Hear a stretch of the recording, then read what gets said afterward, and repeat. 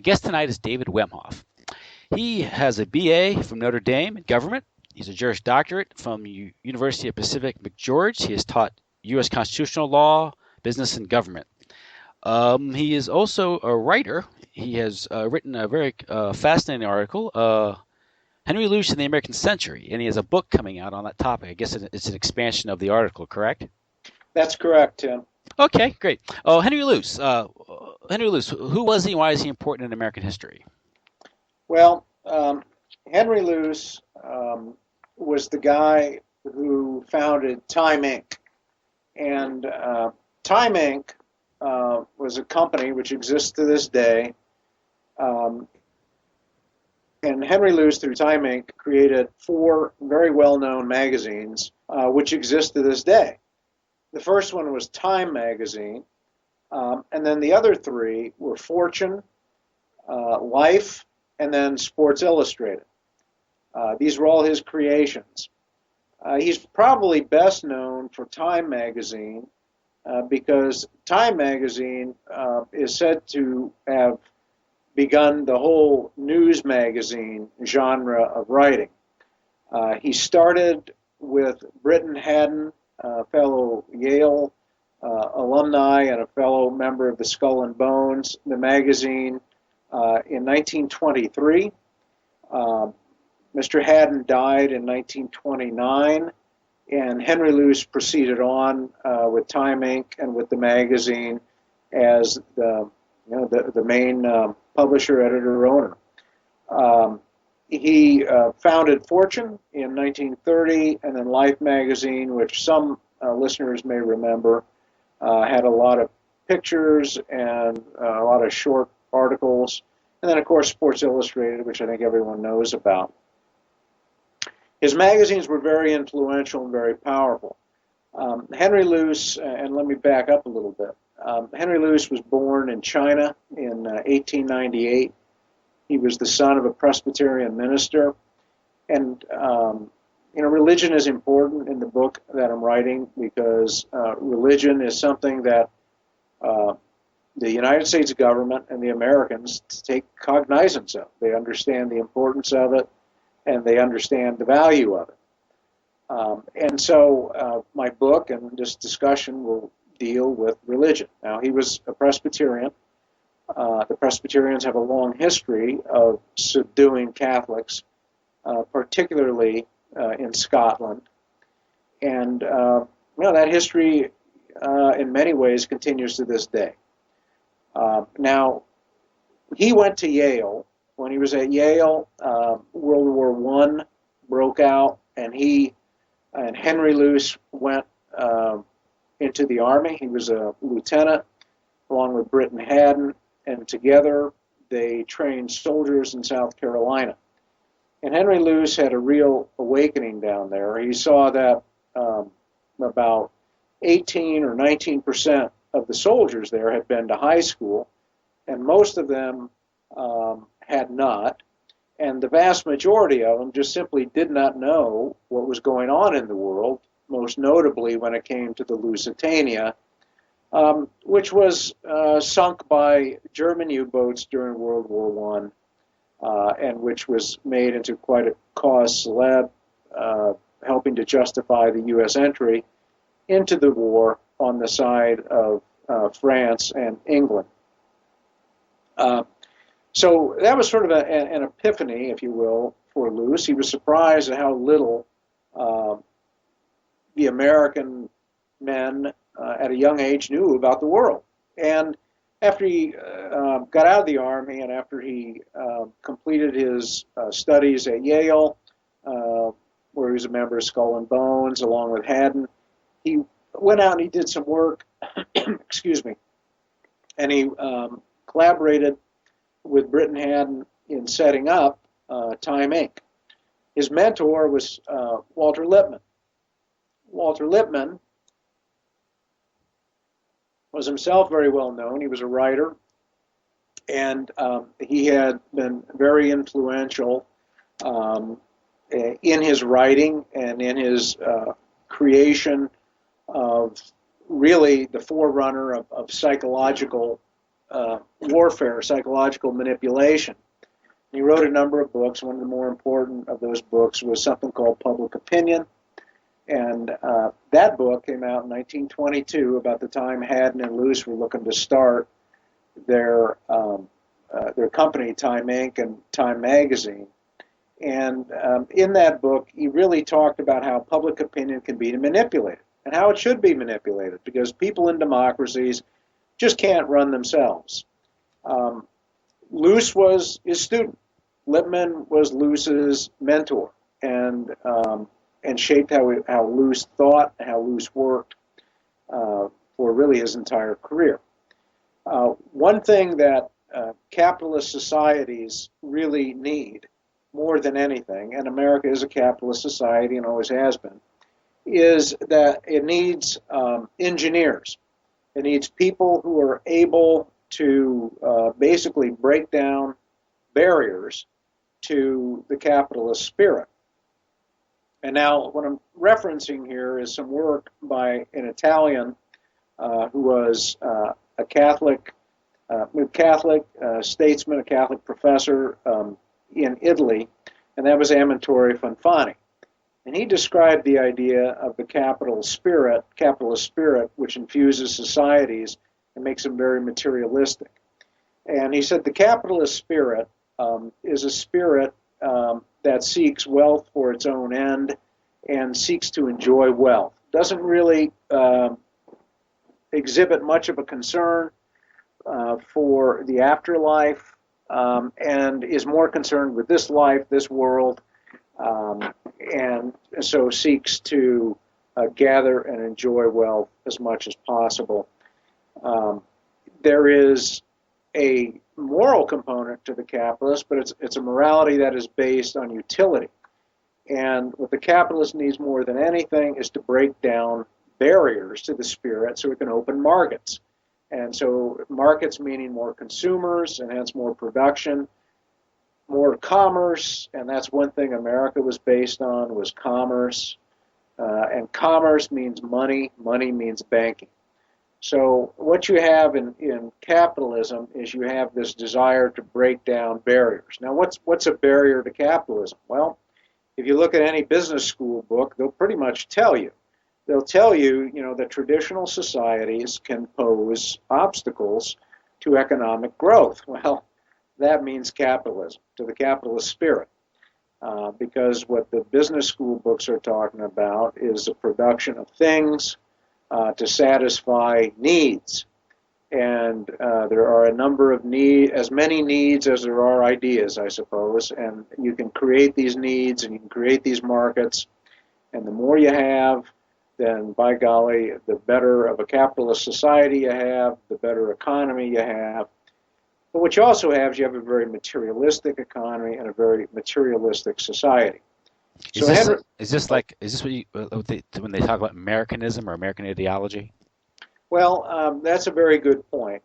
Luce came to help break down those barriers by using his magazines, by using the ideas and the psychological manipulation which Lippmann talked about. One thing Luce carried with him all of his life was the U.S. Constitution, and he carried that with him wherever he went. He talked about it, they say, almost every day of his life. You can't really talk about the Constitution without the Declaration of Independence, and you don't really have the Declaration of Independence without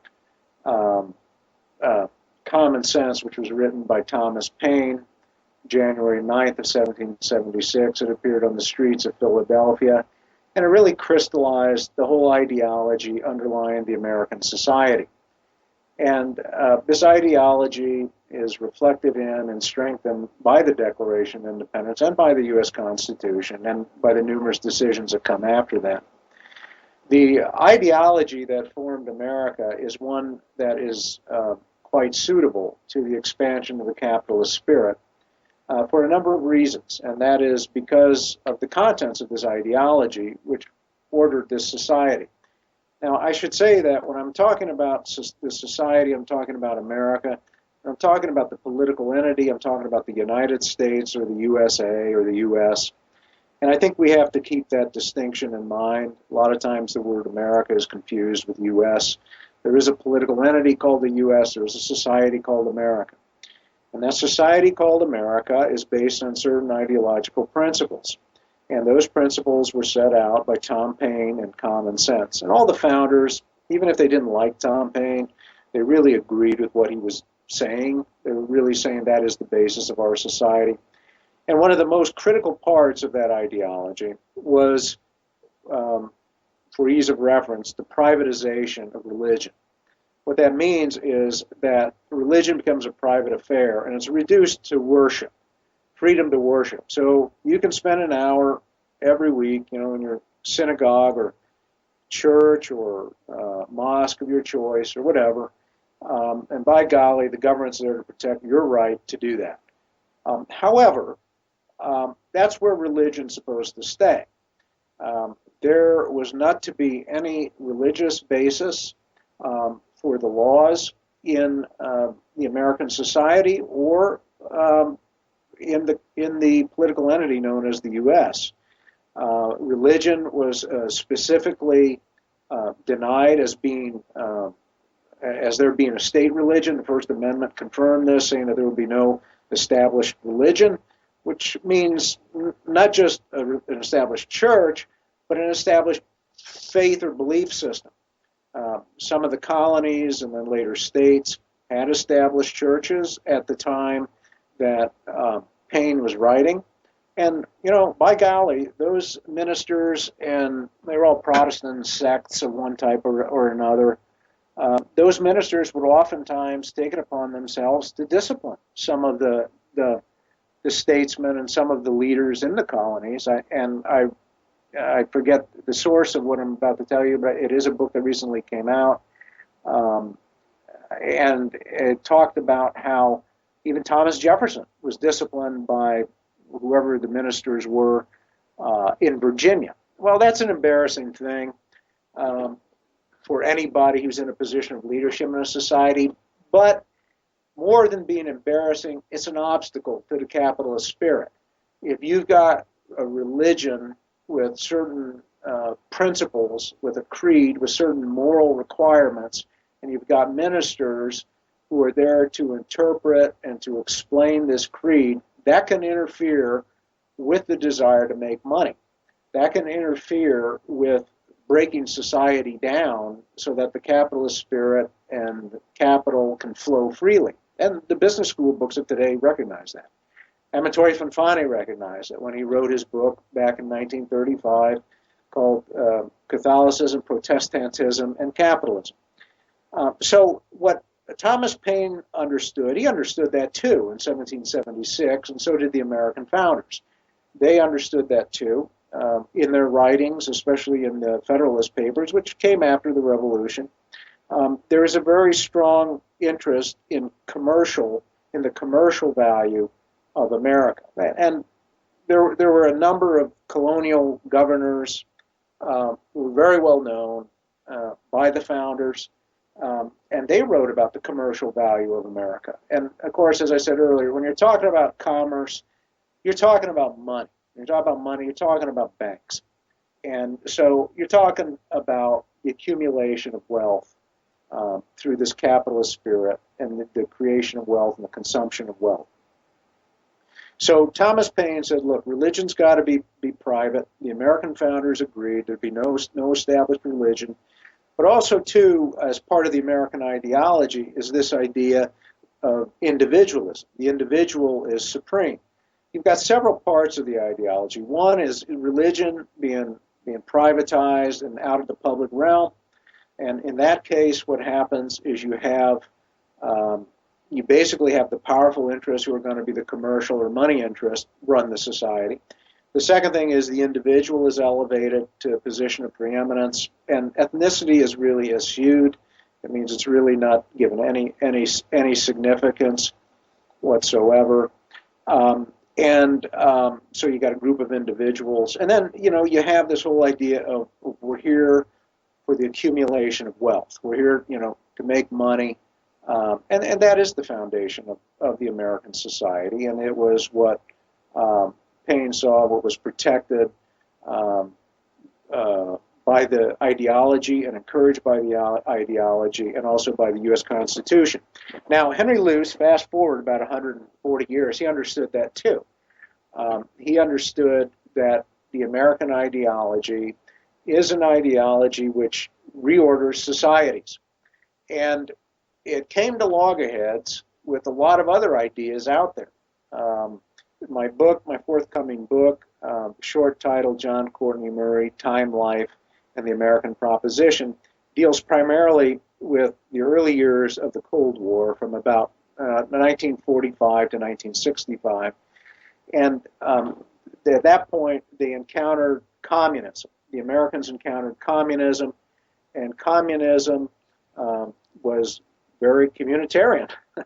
And it was also part of another phenomena which they found in parts of Europe and in other places in the world that were not communist, the idea of statism or state-controlled societies and traditional societies. You still had in Europe fairly traditional societies despite the horrors of World War II. And these barriers had to be broken down. The American ideology was the way to do it. And that is where Luce and his magazines got involved with doing that. Now, they couldn't do it all alone. They needed help. And Henry Luce was a smart guy, and he looked around the world, and he saw that there's this worldwide organization called the Catholic Church. And he and Clement Attlee had a conversation in early 1948, and they said, you know, the American Catholics are a lot different from the Catholics in Europe or elsewhere in the world, for that matter. And Henry Luce said, yeah, that's right. And that difference goes back to something you said, which is Americanism. And Americanism was a heresy which Pope Leo XIII identified in an apostolic letter in 1899. It issued on January 22nd, 1899, so the listeners who are Catholic will recognize that January 22 is the anniversary of Roe versus Wade. So it's kind of interesting that that Testem Benevolentiae issued on that day in 1899. And what Pope Leo was decrying or complaining about was really, to boil it down, was the idea by many of the Catholics that America knew better than the church, that America taught the church. And what he was dealing with was liberalism. And he was dealing with liberalism in America. And liberalism in Europe, which was decried and been complained about by Catholic scholars ad nauseum over the last 50, 60 years, couldn't have gotten going without the success of the American Revolution. And the American Revolution, the American ideology, is part of liberalism. In a letter to Benjamin Rush in 1811, John Adams said, you know, if we didn't win, they wouldn't have it in Europe. So the founders knew that. Everybody knows that, okay, but they don't want to talk about it. But anyways, the American Catholics, or the Catholics who were in the United States by 1948, many of them were Americanists. Certainly, they were different from the Catholics around the world. Luce understood that. The difference was, as he noted, as his wife, Claire Booth Luce, noted, is that they really accepted the American system, which was to exclude religion as the basis of public policy. That is, religious doctrine, religious morality, or morality based on a religion as the basis of public doctrine. You know, life was pretty benign in the 1940s in America. There was still this cultural Christianity, if you'll call it that, but it wasn't too bad living in America back then. I mean, the laws seemed right ordered. People could go to mass when they wanted to, and so it didn't seem so bad. But the Catholics in the United States liked that system. They liked the Constitution. They had been told by their prelates in the 19th century, namely James Cardinal Gibbons, and also Archbishop John Ireland, that the Constitution was good, it was acceptable to Catholics, that we don't want to establish the the Catholic religion as the religion of the state and hence the basis of public policy. We want to keep things the way they are. And all Catholics have to do is just simply do well, advance in society, do well. And this is what Archbishop Ireland said in 1913, and it's a theme that has been throughout the Catholic Church with greater frequency since then. So the Catholic Church, though, posed an opportunity because you had a body of Catholics in the United States who were sympathetic to the American system of social organization, which excluded religion from the public sphere. I mean, you can say all the prayers you want, but they're not going to base the laws on any sense of Catholic morality or morality of any religion for that matter. Which means that then the rich and powerful financial interests determine the laws, and with the help of Henry Luce and Walter Lippmann, they can manipulate people psychologically to really accept anything, which is what we're seeing more and more clearly nowadays in America. So you've got a division in the church, and Luce knew that. The American Catholics and then the rest of the Catholics and around the globe. And the Americans are very smart. They don't want to destroy things. They want to take things over. And this is what Henry Luce's brilliance was, and the brilliance of people in the U.S. government. They saw the church as this great body, this great circulatory system that could be used to send American ideas, that is liberalism, throughout the world.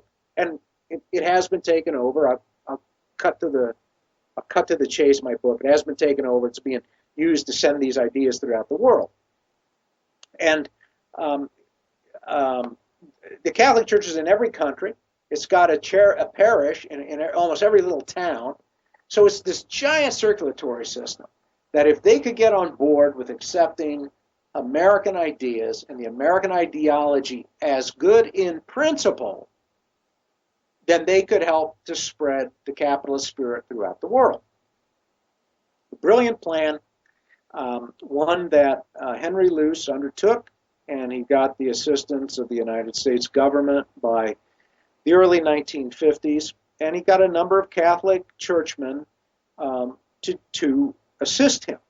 Now, the big stumbling block in his work was the Catholic doctrine on church and state.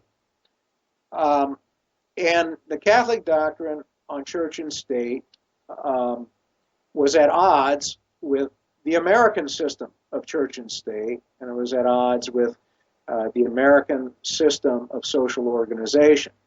The Catholics looked at the American situation at best. Catholic doctrine looks at the American situation back then and even today. This is Catholic doctrine. I don't know that anybody believes it anymore, but it's still Catholic doctrine, and that is that the system in the United States, at best, is an evil to be tolerated.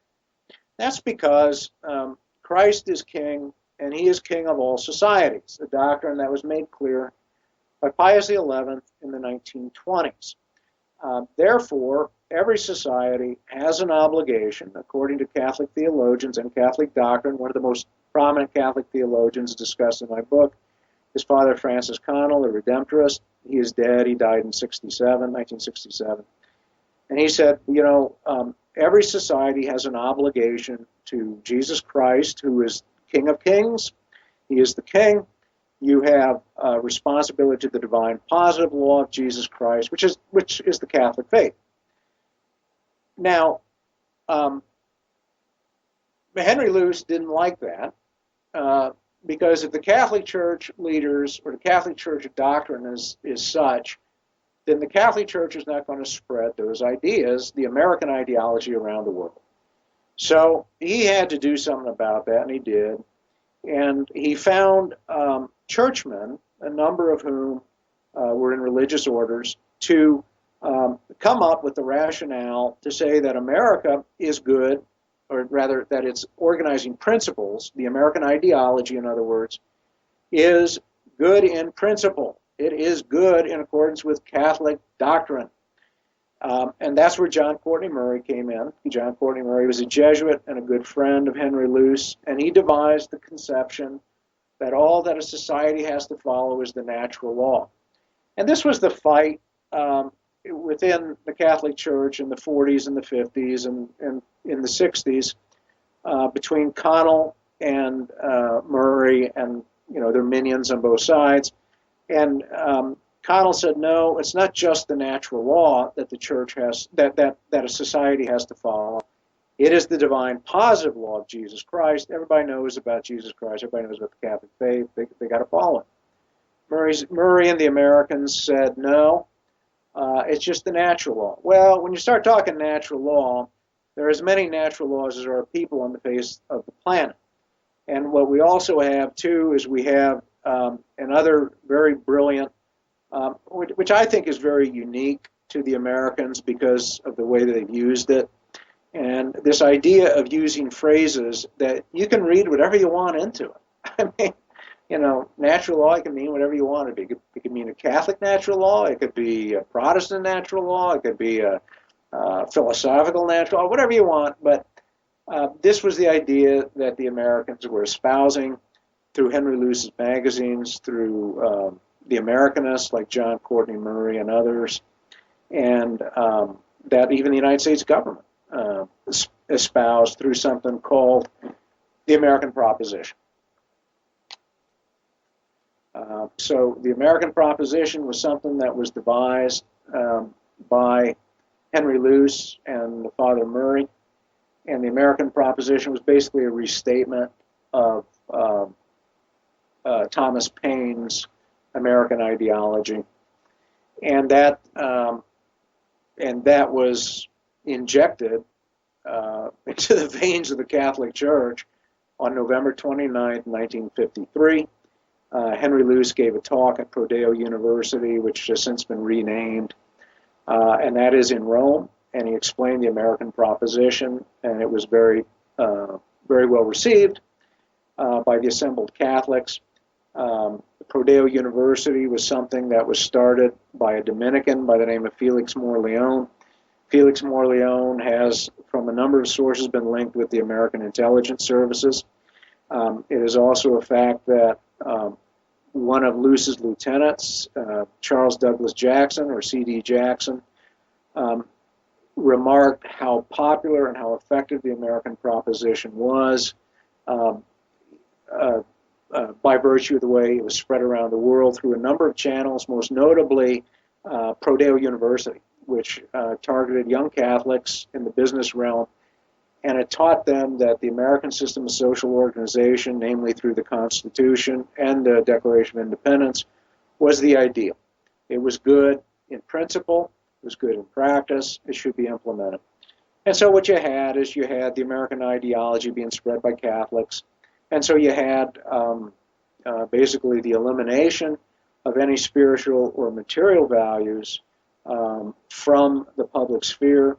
The laws, the policies would be determined by the powerful in society, and not in accordance with any system of beliefs or any faith system or any morality as determined by society, by any religion, as determined by any religion. And so you would have a very materialistic society as a result, which is what has characterized America.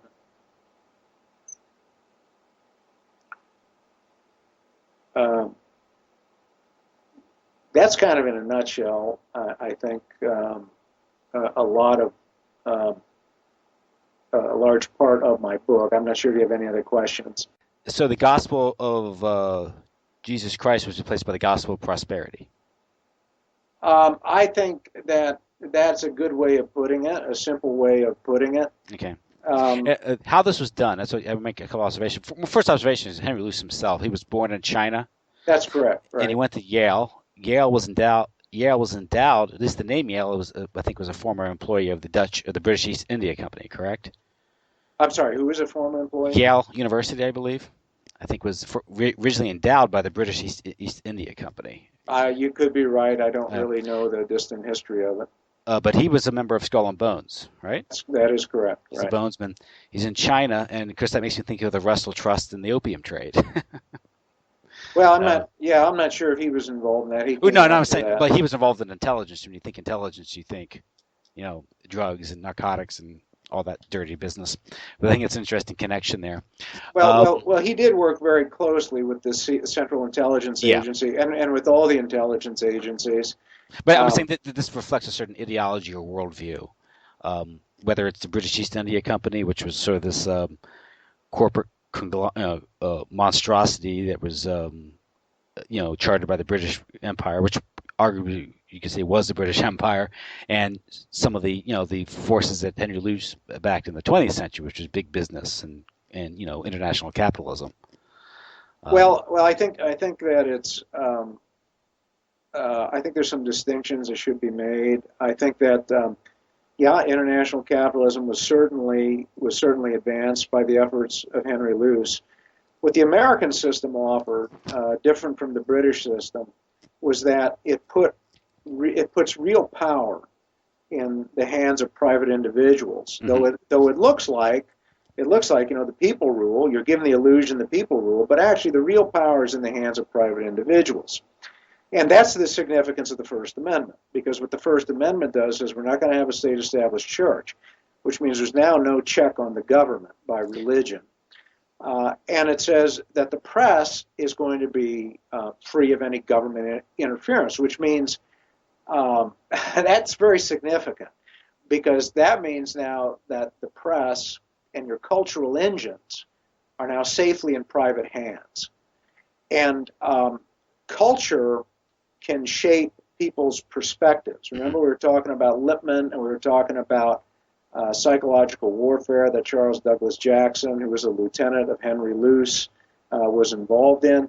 And so now these aspects of controlling the population are safely protected from any sort of governmental influence. The government in America is a necessary evil. According to the American ideology, is a necessary evil. The government, according to Catholic theology, is very important. It's supposed to serve all people, everybody. But American idea, and so it's a good thing. Catholic ideology says government's good. It's part of our nature. But Americans say no, it's bad. The American ideology says it's bad. We need to limit it, which means that it lets the cultural engines run free, and it reduces the power or the influence over the economic system, and private financial interests basically come to manipulate or run the government or exert inordinate influence on the government. This is what happened in the 1700s. This is what the American Revolution was in many ways about. It was the overthrow of the mercantile system. The mercantile system was, as you recall, the system which was established by the British Crown and other crowned heads of Europe, by which the government, the crown, controlled commerce. Well, there were a lot of independent businessmen and financiers in America and in England who wanted to have more freedom to make money. And so they're talking about freedom. It has a lot of meanings to a lot of different people. But they wanted a government that they could manipulate easier and control better so they could make more money. They don't want to be limited by a traditional society or by the crown. And so that is what fueled a lot of the American Revolution. So what you have as a result in America with this ideology that says government is bad, you've got government institutions that, while they appear to serve all the people, and in many ways they do, they serve some people more or first. So it's kind of like being in a convention and you have to go to a cafeteria to eat. Well, the guys who get in and out first, they get the same food you do, but they might get more, and they get it quicker, so they can go do more stuff. So it's kind of the system you got set up. It's a very smart system, and everybody thinks it's equal, and there are some who are more equal than others. The incorporation or the absorption of, I guess, the ethnic Catholics in the United States in the 20th century that occurred, what role did things like the FHA, interstate highway system, and suburbia play in that? Well, I think that played a huge role. What you had is you had Luce's magazines really creating a consumer culture. Luce's magazines were important not just in the stories that they carried, or in the photographs that were in the stories, because they help people to shape their perceptions on what was good, what was bad. And of course, the good guys were always the Americans. They always held the progressive, the American ideology. They always held that. These were always the good guys. But they also encouraged consumerism. They also encouraged owning things. And they encouraged a certain lifestyle. And part of that lifestyle, was having your own house out in the suburbs and driving a new car and drinking good whiskey and having good clothes and going on vacations and smoking cigars and having a babe that wore a bikini. And so all of these things were promoted by Luce's magazines, and it's a form of materialism and a form of consumption that sucked the American Catholics right along with it. The Catholic leadership, by the most part, by the 1940s, was co-opted. Notable Catholic priests and others were reporting on their flock. They were working with the American intelligence and police services. They were also a lot of the bishops and the cardinals were heavily involved in brick and mortar projects. They really weren't interested in teaching. And then you had wealthy Catholics like the Lillies and the Graces who contributed mightily to the American efforts overseas to extend the American ideology and also to extend American capitalism, and work with the powerful forces in society to break up the ethnic Catholic groups. That was part of the urban renewal effort, right? Yeah, I think that's right, and that's covered in other books that I have not written, but by other people. But I think that they were very much the Catholic leadership was very much into doing what Archbishop John Ireland said in 1930, which was to rise in society, become somebody, get materially wealthy, and socially accepted. And so they didn't really look after their own people. They betrayed their own people. There's a dynamic that I think exists this day, and it's a dynamic that is not always so clear. And that is that the bishops are at least the titular leads or titular heads of the church, or the visible leaders of the church. But their friends, the guys who invite them over to dinner and who they have over, are wealthy Catholics. These are guys who have done well, who've got a lot of money, who work for the government, maybe they're judges. These are guys who did well in the system, and gals who did well in the system, and they don't want to change the system. They're there to encourage the American ideology, and that means breaking people up into individuals. And so what you have when people were driven out into the suburbs, you broke up the Catholic ghettos, the Catholic neighborhoods. You drove them out into the suburbs, and that was all part of this continuing ideology of the elevation of the individual above all else. And so when you're cut off from your ethnic group or from your religious group, it's just you. So you can consume and you can be controlled easier. And because you're driven by your appetites. You're driven by your appetites. It's all you got. That's all you got, and you're driven by whatever the guys in Hollywood or in Time Magazine, Time Inc. are telling you to consume, to do. They're telling you what the secret of success is. In the meantime, the priests and the bishops are sitting there saying, "Well, America knows better than us." That's Americanism, and they're basically repeating the gospel of material success. That's the mess you got. And if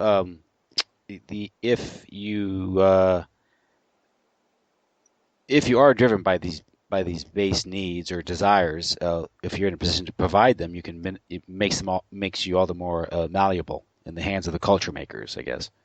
Well, that's correct. And Yeah. the culture makers are like the Lipmans and the Luces. I mean, Luce's magazines, it's probably hard for people to understand it now, but Luce's magazines back in the 40s actually back in the 30s, 40s, 50s, and 60s had enormous reach. If you're a baby boomer, you probably remember going to the dentist office or doctor's office and seeing a Life magazine. The reach was, according to C.D. Jackson, who was a psychological warfare expert, went in between Time Inc. and the U.S. government. The reach was almost 50% of the reading public. And the Time Man of the Year was a news event in and of itself. Absolutely, it Yeah, was. I mean, it absolutely.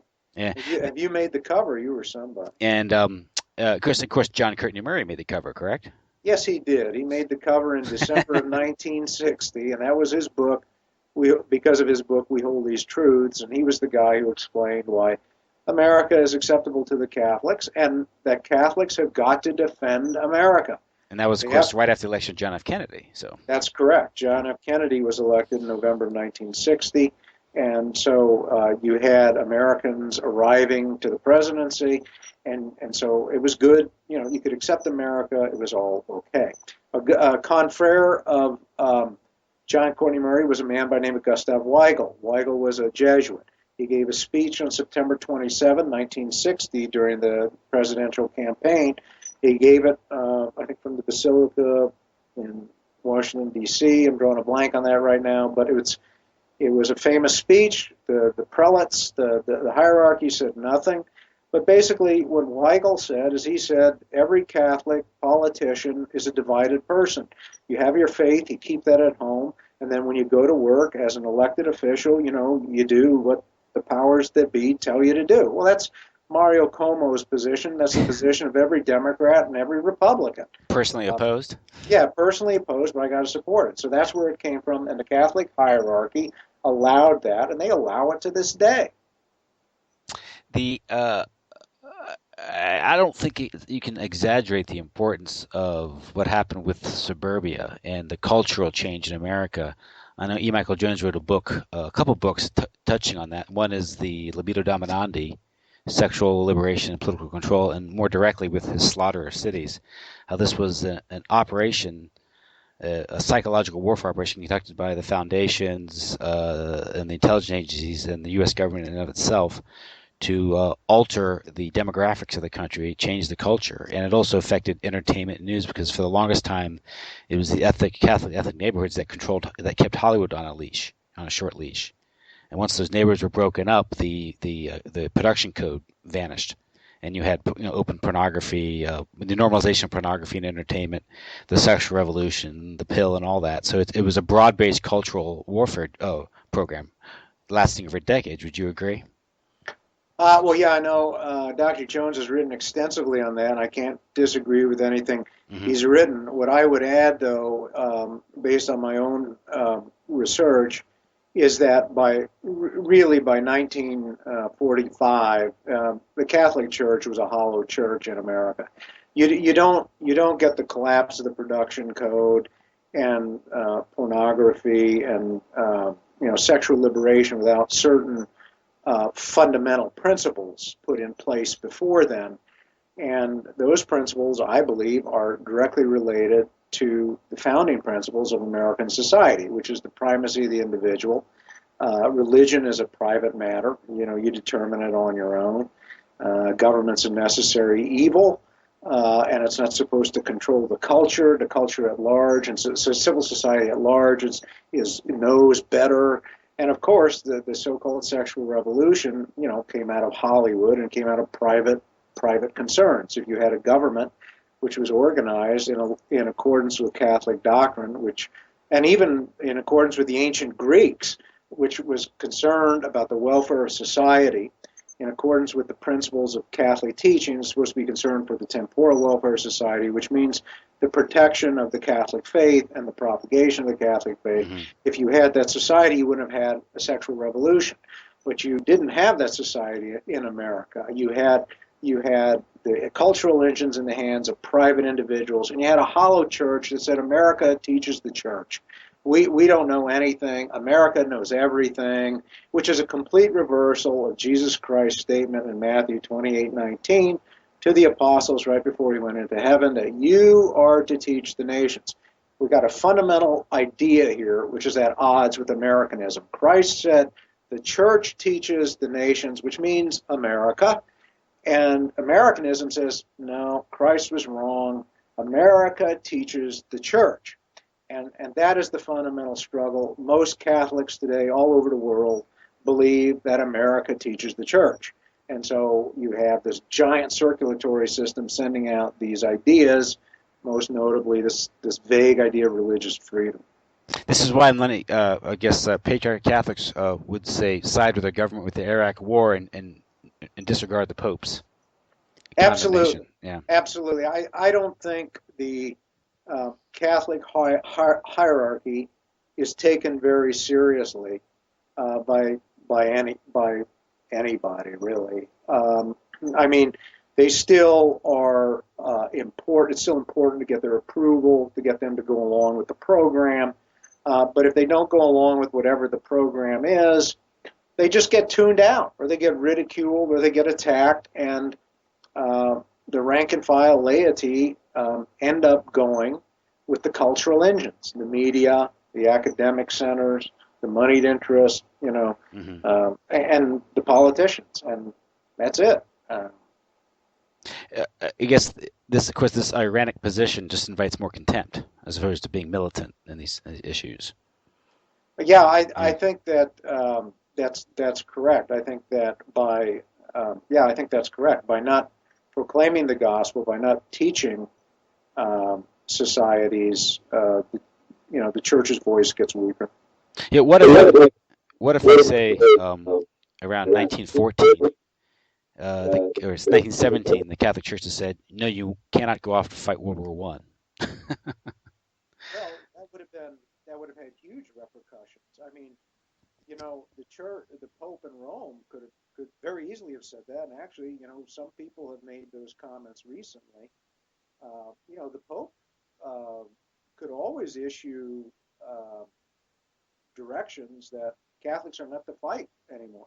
Mm-hmm. Well, that's 3 billion Catholics, and Catholics form a large part of the armed forces of the United States and other Western European countries. And so, such a statement by the Pope in Rome would have great repercussions, I believe. I think it would make a lot of people upset in Washington and in LA and in New York. And I guess it's their views that matter in the final analysis because they control the higher reaches of culture and politics. And They control the culture and yeah. they control the politics. That's right. And so they, and they control academia too. Of course, academia. Of course, the corruption of like places like Notre Dame, or a story in and of itself, how they were that's taken over by lay people who are connected to the Rockefellers. I think it was Hesburgh who himself became the chairman of the Rockefeller Commission, right? That's correct. I Yeah. think others have written on this. I think Yeah. Dr. Jones has written Yeah. on it. But what you have is you always have the Catholic clerics, um, priests, and bishops always betraying their people. And Always doing it. It's Hesburgh, it's Archbishop Ireland from 100 years ago, it's Gibbons. It goes on and on. I mean, it's just an endless list. and it's money because you have Notre Dame, which has $11 billion endowment, yet costs $60,000 a year to attend. Yeah, it's money. It's And money. and the whole mission of the Catholic University was to provide a affordable, solid unique Catholic college education to working class Catholic kids, and it's failed in that mission. Yeah, it's teaching kids to fit into the society and be materialistic, and it Mm-hmm. doesn't, and to create the capitalist societies with the capitalist spirit where money and wealth is accumulated for its own sake without any barriers, um, or the only barriers being utilitarian ones, and a complete loss of the importance of the Catholic faith and of the purpose of life and the purpose of wealth being secondary. And we saw that in Laudate Si. We saw Pope Francis talk about the achievement of wealth not being an end in itself. It's got to be wealth has got to be used for other things. So you're seeing that struggle between the capitalist spirit and Catholic doctrine and Catholic teaching, even to this day. But that's an encyclical. That's the Holy Spirit working. The Holy Spirit is alive and well, even if there are not many Catholics who want to follow his lead. Well, I think people have a knee-jerk reaction to it. They think anyone who criticizes wealth pursuit is automatically labeled a Marxist, and that isn't necessarily so. I mean, philosophically, that's an impoverished way to look at things, because obviously the pursuit of material goods cannot be in and of itself. It can't lead to a moral life. These are ends.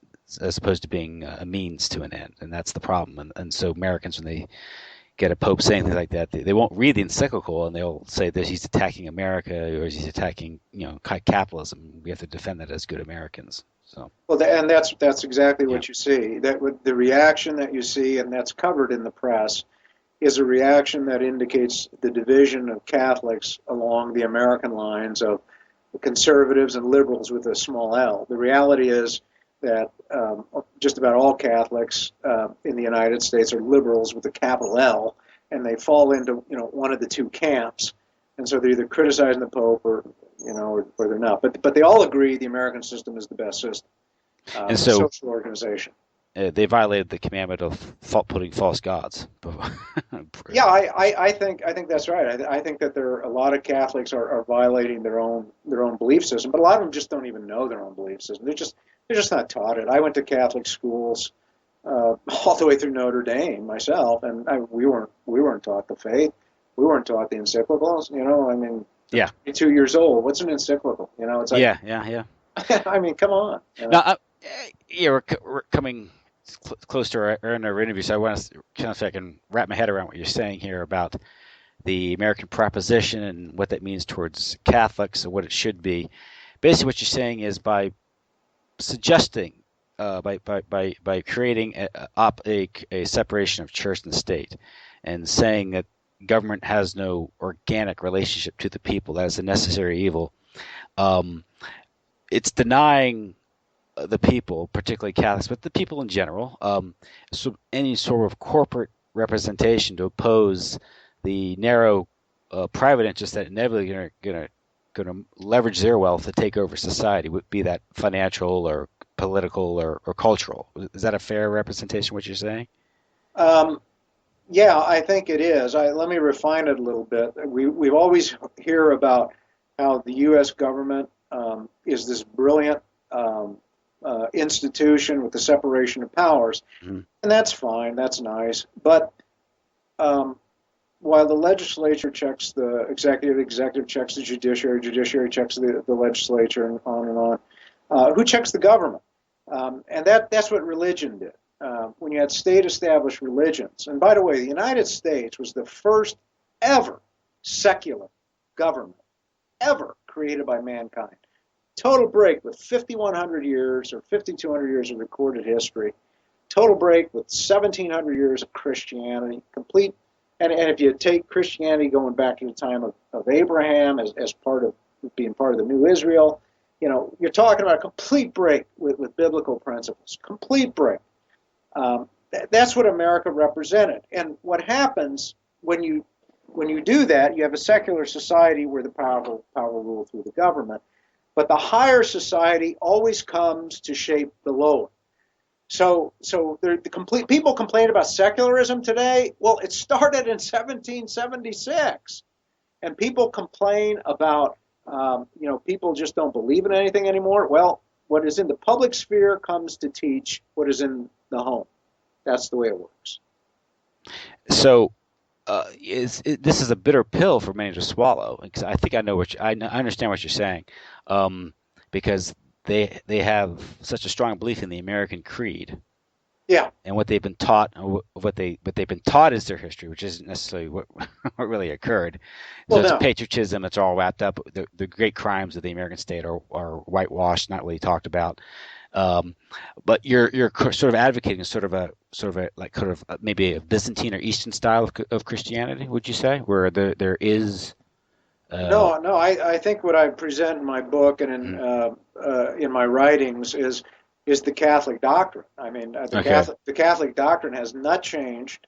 Henry Luce didn't change it. The Americanists did not change it. It remains the same. It just none of the leadership want to follow it. That's it. And I mean the leadership. I mean the secular, the lay Catholics, and the priests and the bishops. They just don't want to follow it. What you got? People are comfortable in America. America is the promised land.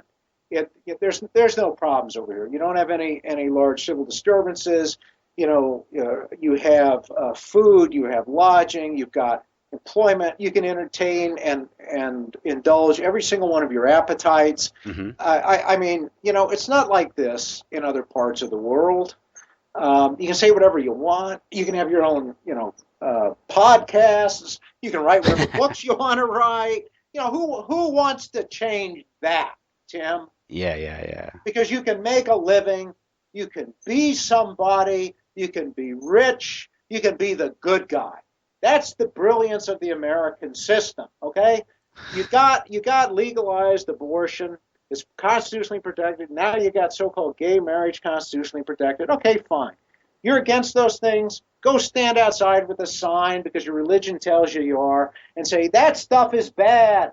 Bad, bad, that's immoral. Oh, I did my godly duty, and I'm going to go back to my office and make a lot of money. And then I'm going to eat 6 bowls of ice cream and go have some more fun. But I did my religious duty. So that's the brilliance of America. You can be pro-life and holy and a good Catholic and still support America.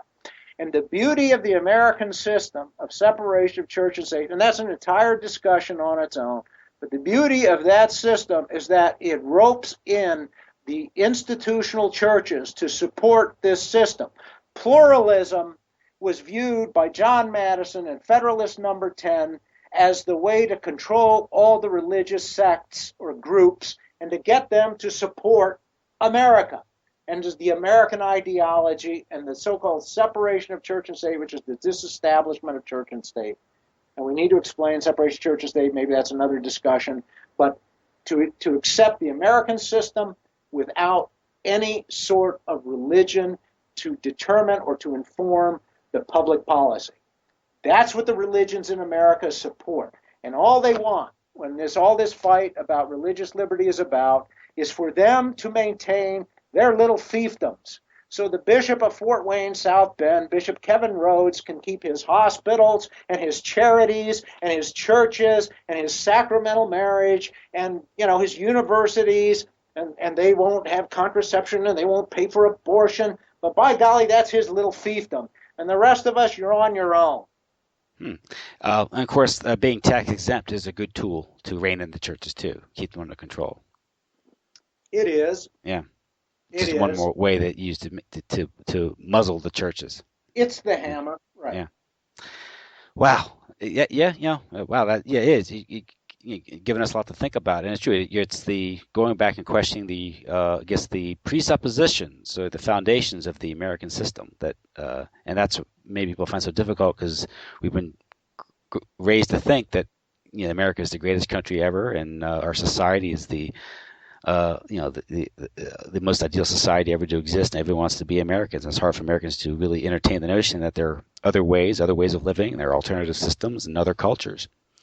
At the same time, again, it's one of those things where it gets without the church there as a strong institution to compete with the state becomes supreme, and those who control the state then can have their way with society. And that's what's happened.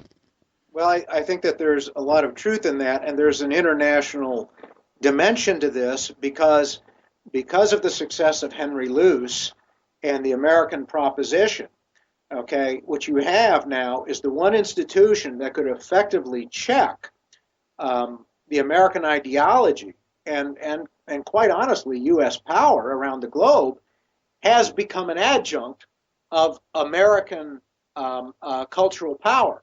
The Catholic Church, in my view, is now serving and advancing the American ideology. And so the one thing that could check this, what happens in the United States has global implications because the United States is the global leader. And so what happens here affects everybody. And the Catholic Church is really the only organization with the history and the reach that could correct the errors that are here. And it doesn't seem to want to do that. And that was, of course, as you mentioned earlier, there was the mission of Henry Luce and Time Life.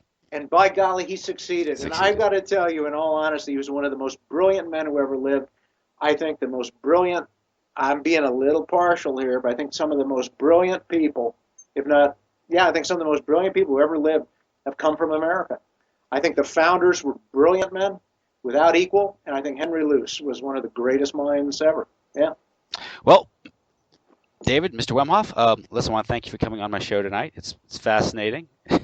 Yeah. Lot to think about. I'm really anticipating your book. Again, the title of that book is.